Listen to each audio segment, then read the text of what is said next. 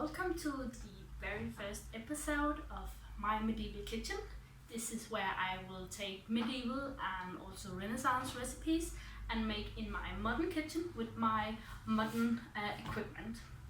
And today we're going to make an all-time favorite, which is meatballs out of chicken.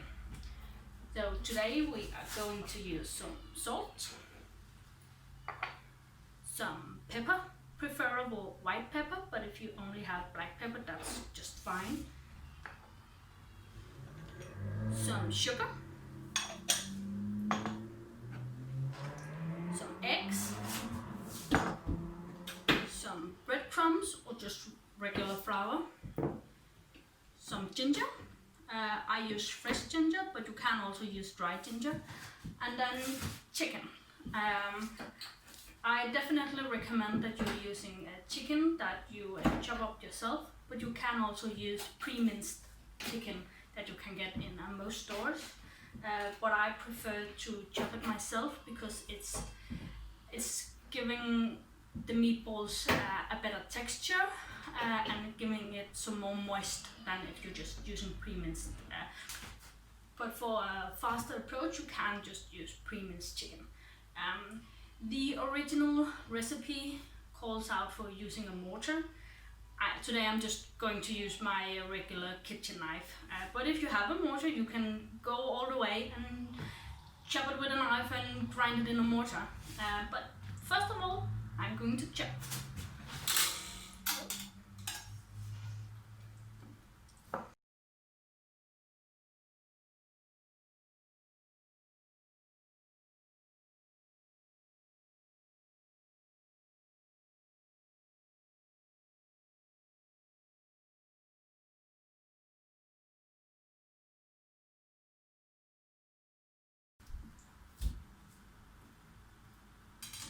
So the good thing about chicken is that it's actually quite soft, so it's quite easy and quite quick to actually chop up by hand. If you would use like pork, it's way harder and take a lot longer time to actually chop up. But chicken is quite easy, and I'm not sure if you can see it here, but I'm not like completely minced it. I'm keeping some bigger lumps because that will give it some juiciness in the meatball in the end.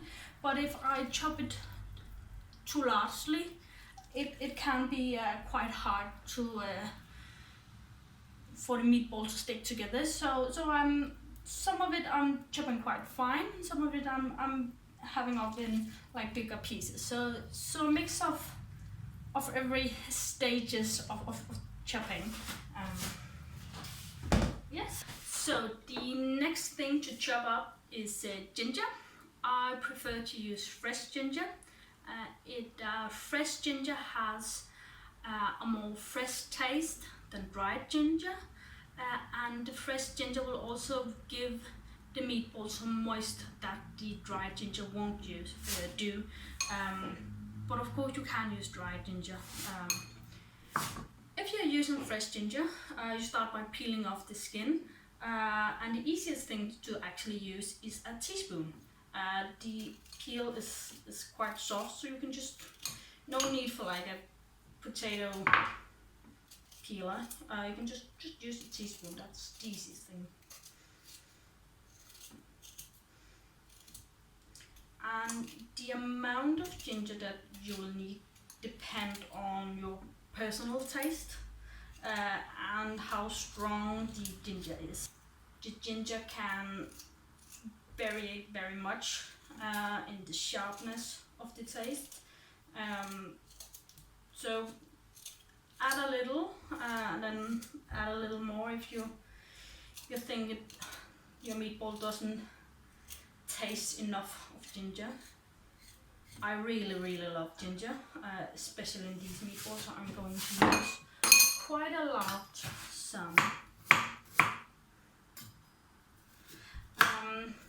I'm not sure like what the professional fastest way of chopping ginger is.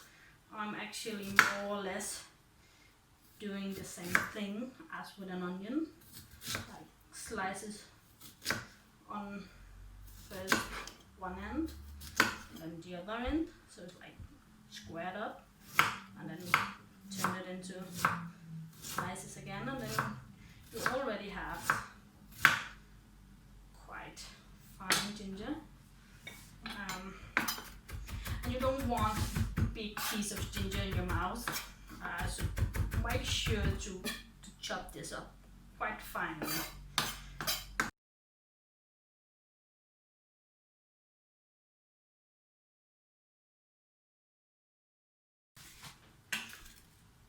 So again, I really love ginger, so I'm going to use,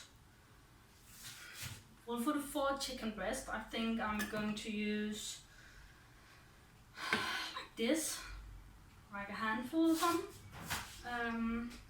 But it really depends on how much you like ginger. Just a bit more. Then I'm going to toss in the salt. I think that chicken often use more salt than you actually think. So make sure to put in enough salt and some pepper. Then a dash of sugar. To be honest, I'm not always using the sugar because I think it's a bit strange, but most medieval recipes actually has sugar in them, and it's because sugar is a luxury thing. So it's quite extravagant to actually use sugar in your food, so I'm not sure ordinary people would have done it. But for today I will actually put sugar in it. And then for the eggs, as with every medieval recipe, it doesn't say how many eggs to how much chicken, so you kind of have to feel it yourself. It also depends on how large your eggs are, how finely you chop the chicken, and so on. So I think I'm going to start with like 2 eggs, see how it turns out.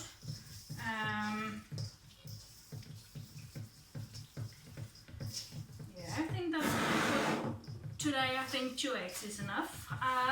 And then you can use breadcrumbs, or you can also just use like regular flour.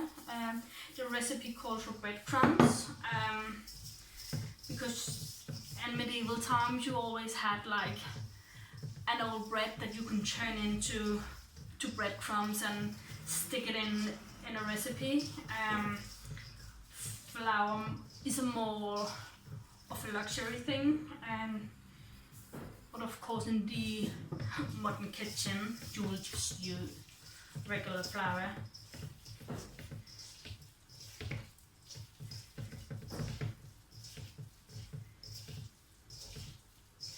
So now you just let the meat rest for like an hour and a half, in order for the breadcrumbs or the flour to like suck into the moist, and making it more like a cohesive things that will make it easier to form the meatballs.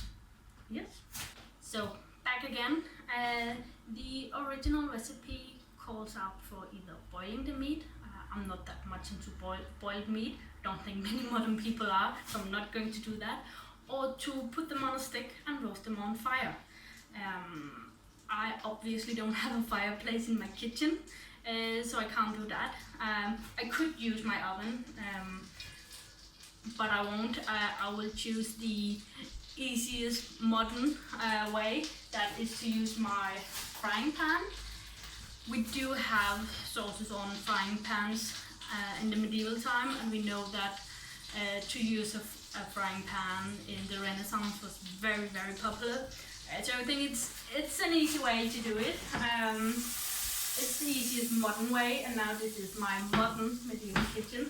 So I'm just going to use my frying pan and fry up my meatballs.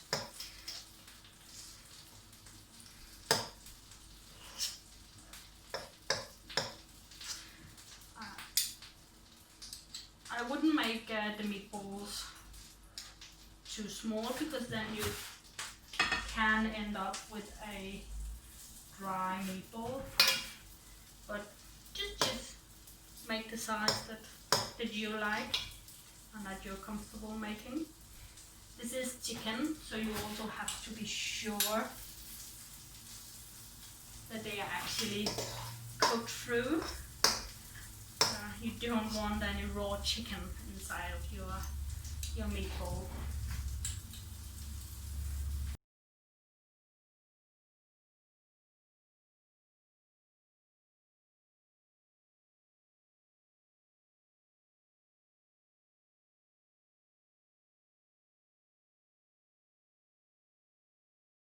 So the chicken meatballs are done, are ready to eat.